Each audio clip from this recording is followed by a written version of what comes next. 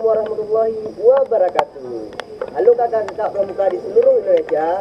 Kakak tahu nggak kami sedang berada di mana? Kita sedang berada di situs Cagar Budaya Indra Batra, Aceh Besar. Kami sedang mengikuti kegiatan Nalparidas yang diselenggarakan oleh Workshop Aceh Besar. Nah, untuk melihat keseruannya, mari kita ikuti kegiatan kami.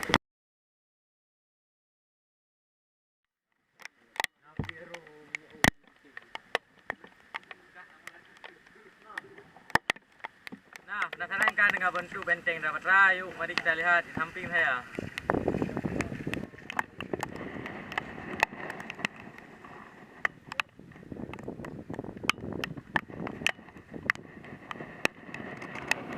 Sedikit informasi untuk kakak-kakak, bahwasanya benteng Indra Batra ini merupakan salah satu kerajaan Hindu yang berada di Aceh Besar. Rakyat melawan penjajah dalam sejarah Indonesia merdeka.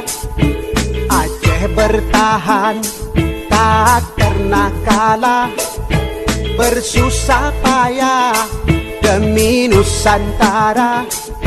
Soekarno-Hatta ke Aceh datang, mohon bantuan untuk bangun negara.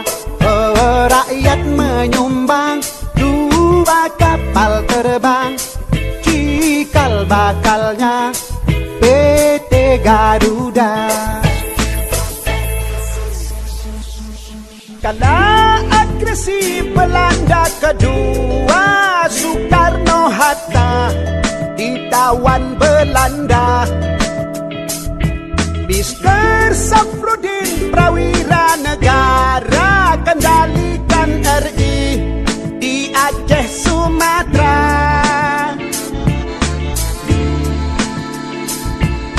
Zaman Soeharto pegang pimpinan, Arab berkembang ke mancanegara.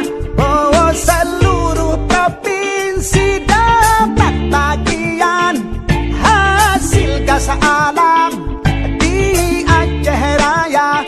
Oh, janganlah Aceh Tuhan lupakan yang telah berjasa seumur masa. Terima kasih kakak telah menonton video kami. Jangan lupa like, comment, and subscribe.